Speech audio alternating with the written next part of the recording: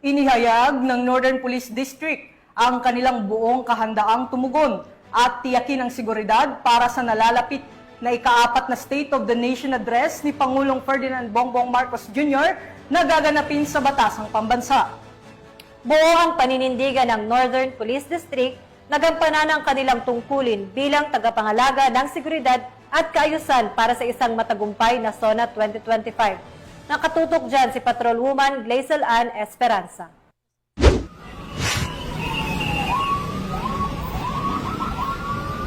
Maaga pa lamang noong July 27, 2025 ay handang-handa na ang Northern Police District para sa ika-4 na State of the Nation Address o SONA ni Pangulong Ferdinand R. Marcos Jr. sa Batasan Complex, Quezon City.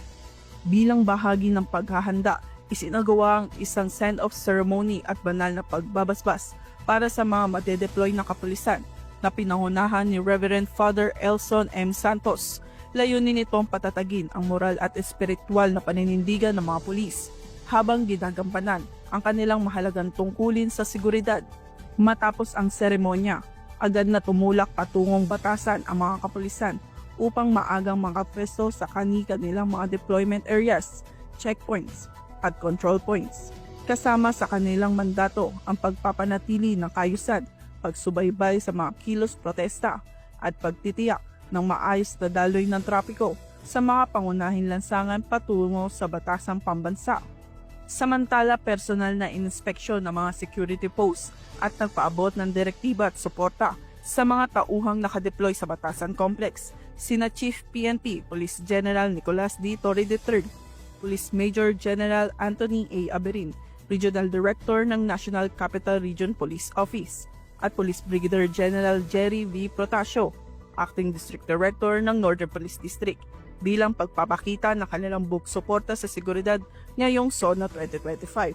Patuloy ang pagbabantay ng mga tauhan ng Northern Police District sa kabuuan ng aktibidad mula sa pagdating ng mga opisyal at panauhin habang isinasagawa ang talumpati ng Pangulo hanggang sa ligtas na pag-uwi ng mga dumalo.